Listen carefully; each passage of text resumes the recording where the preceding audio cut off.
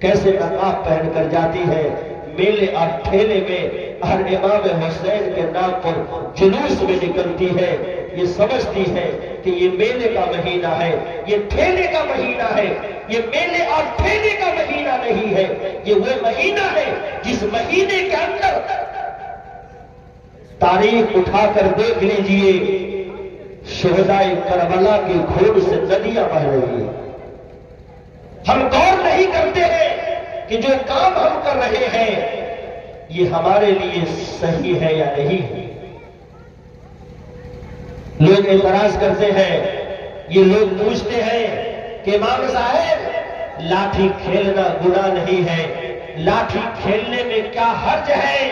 میں آپ سے پوچھنا چاہتا ہوں، میں مان لوں تھوڑی دیر کے لیے اگر لاٹھی تلوار اور فرسہ کھیلنا صحیح ہے تو آپ رمضان میں کیوں نہیں کھیلتے ہیں؟ آپ ذی الحجہ کے مہینہ میں کیوں نہیں کھیلتے؟ آپ دیگر مہینے میں کیوں نہیں کھیلتے؟ یہ محرم کا چاند نظر آتے آپ کو پر بھوت کیوں سوار ہو جاتا ہے؟ اور پورا مہینہ کیوں نہیں کھیلتے؟ محرم الحرام کا مہینہ تو پورا مہینہ ہے، آپ پورا مہینہ کیوں نہیں کھیلتے؟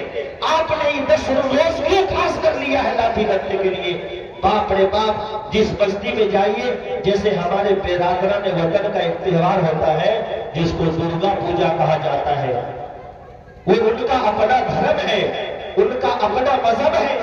10 دن تک بازار تھے، میلے ٹھیلے کا بازار گرم ہوتا ہے، لاؤڈ اسپیکر پر گانے بجائے جاتے ہیں، جھنڈے لگائے جاتے ہیں، ان کے پوجا پاٹ کے جتنے سامان ہوتے ہیں سارے سامان مارکیٹوں میں دیکھیں گے دکان والے اپنے دکان سے باہر لا کر رکھ دیتے ہیں، وہ سمجھتے ہیں کہ یہ سیزن کا دن ہے۔ آپ سپول بازار میں جا کر دیکھ لیجئے، ایسا معلوم ہوتا ہے کہ مسلمانوں کے لیے پوجا پاٹ کا مہینہ آ گیا ہے۔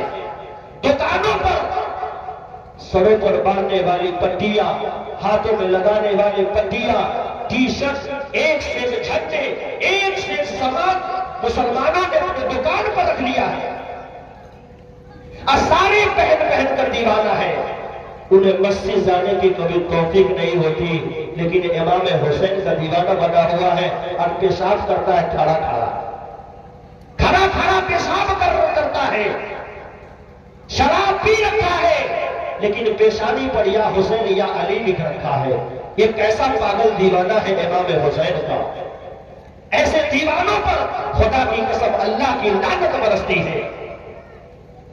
یہ مسلمان، یہ نوجوان، یہ جاہلیت کے اتنے اندھیرے میں ڈوبے ہوئے ہیں، یہ سمجھنے کو تیار نہیں ہے ہم کہاں جا رہے ہیں، ہم کیا کر رہے ہیں، اسلام نے ہمیں اس چیز کا حکم دیا یا نہیں دیا ہے، یہ ہم امام حسین کے ساتھ بغاوت کر رہے ہیں یا اس کے ساتھ محبت اور وفاداری کا ثبوت پیش کر رہے ہیں۔ جیسے ہی ہمارے غیر مسلموں میں ہمارے برادران وطن کو آپ دیکھے ہوں گے، ان کا دھرم ہے وہ مورتیوں کو 10 دنوں پر بنا کر سوار کر رکھتے ہیں اور آخری ایام میں کسی ندی یا کسی تالاب میں اسے ڈال دیا جاتا ہے۔ تعزیہ کے ساتھ یہی حالات پیش آتے ہیں۔ اب شہروں میں جا کر دیکھ لیجئے، یہاں تو 100 فٹ لمبا، 80 50 فٹ لمبا تعزیہ بناتے ہیں لوگ اور لے جا کر گھماتے ہیں، ملن کرتے ہیں، پھر لا کر رکھ دیتے ہیں۔ شہروں میں بازار چھوٹے چھوٹے تعزیے بنا کر لوگ اور اپنے ٹھیلے پر رکھتے ہیں، اور 10 محرم الحرام کو جس طریقے سے برادران وطن مورتیوں کو تالاب میں پھنساتے ہیں، ایسے ہی مسلمان اس تعزیے کو تالاب میں پھنسا دیتے ہیں۔ میرے بھائیوں، یہ وہ کام ہے جو مشرکانہ ہے، یہ مشرکانہ کام ہے، اس لیے اپنے آپ کو اس سے بچانے کی کوشش کیجیے۔ میں نوجوانوں سے بھی خاص طور سے کہوں گا، کیا آپ نے تماشا بنا رکھا ہے؟ یہ ڈی جے، یہ گانے بجانے، اگر آپ کو کھیلنے کا زیادہ شوق ہے، اگر آپ چاہتے ہیں کہ مولانا صاحب آپ جتنی تقریر کر لیں، دنیا والے جتنے ہمیں سمجھا لیں، آپ پورا قرآن پڑھ کر ہمیں سمجھا دیجئے، ہم ماننے والا نہیں ہے، ہم لاٹھی ڈنڈا کھیلیں گے، ہم تلوار نچائیں گے، ہم بھیڑ اکٹھا کریں گے، اگر آپ کو اتنا کھیلنے کا شوق ہے میں اجازت نہیں دوں گا، لیکن اتنا ضرور کہوں گا کہ اللہ کے واسطے ڈی جے مت بجائیے، ڈی جے مت بجائیے۔ یہ فرقہ بندی آپ نے تیار کر دیا ہے، یہ کھیل تماشے کو لے کر آج تک اس بستی میں ایسا نہیں ہوا۔ آپ نے یہ فرقہ بندی کیا ہے، ایک جماعت ادھر کھیل رہی ہے، دوسری جماعت ادھر کھیل رہی ہے، پوری بستی کے لوگ پہلے شاہ محلہ میں جا کر امام بارہ میں ایک ساتھ کھیلتے تھے، آج دیکھ لیجئے چند آدمی ادھر ہے، چند آدمی ادھر ہے، اور کئی روز مار ہونے سے بچ گیا ہے، اور بادل بدلا رہا ہے۔ نوجوانوں کے خون میں گرمی ہے، اس کو سرد کرنے کی ضرورت ہے۔ اگر کھیلنے کا شوق ہے تو ایک جگہ انسانیت کے دائرے میں رکھ کر کھیلیے، ڈی جے بجانے کی ضرورت نہیں ہے۔ توبہ کیجئے ڈی جے سے اللہ کے واسطے، توبہ کیجئے ڈی جے سے۔ اگر ڈھول تاشا زیادہ بجانے کا شوق ہے تو چوراہے پر بجا کر کھیل لیجئے، اپنے کھیل سے دوسروں کو تکلیف مت دیجئے۔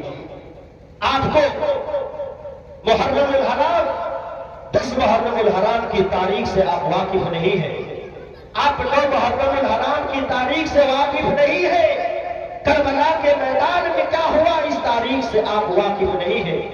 اگر آپ پڑھتے اور صحیح سے سن کر اور سمجھنے کی کوشش کرتے تو خدا کی قسم کل کی تاریخ میں آپ توبہ کر لیں گے۔ بگٹا والا کھیلے، بورام والا کھیلے، کڑھائی والا کھیلے، کہیں والا کھیلے، ہمیں اس سے مطلب نہیں ہے، ہمیں اللہ اور اس کے رسول کا نافرمان بننا نہیں ہے۔ کربلا کی تاریخ پڑھ کر دیکھیے، کوفہ والوں نے حضرت امام حسین رضی اللہ تعالیٰ عنہ کو خط پر خط لکھا، خط پر خط لکھا کہ آپ تو نواسہ رسول ہے، آپ کوفہ تشریف لے آئیے، ہم لوگ آپ سے بیعت کرنے کے منتظر ہیں۔ شاہ عبدالحق محدث دہلوی رحمۃ اللہ علیہ نے لکھا ہے کہ کوفہ والوں نے 1-2 نہیں 12,000 خطوط لکھے۔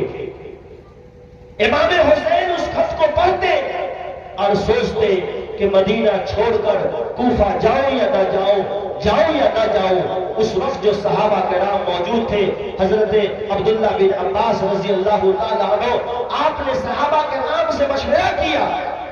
صحابہ کرام نے کہا اے امام حسین، کوفہ جانے کی ضرورت نہیں ہے، کوفہ والوں کی تاریخ اچھی نہیں ہے، کوفہ والوں کی تاریخ میں بے وفائی ہے، غداری ہے، آپ مدینے کے اندر رہیں، آپ کو کوفہ جانے کی ضرورت نہیں ہے۔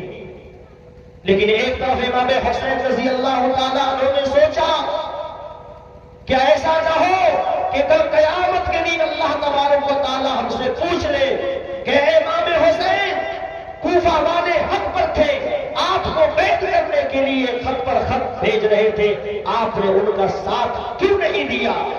چنانچہ آپ مدینہ سے کوفہ جانے کا آپ نے ارادہ کیا، لیکن ارادہ کرنے سے پہلے آپ نے سوچا کہ کسی آدمی کو کوفہ بھیج دیا جائے اور بھیج کر وہاں کے حالات، وہاں کی فضا، وہاں کا جو ماحول ہے وہ جائزہ لے کر آئے کہ کہیں یہ لوگ ہمیں دھوکہ تو نہیں دینا چاہتے ہیں، اس کے بعد ہم یہاں سے روانہ ہوں گے۔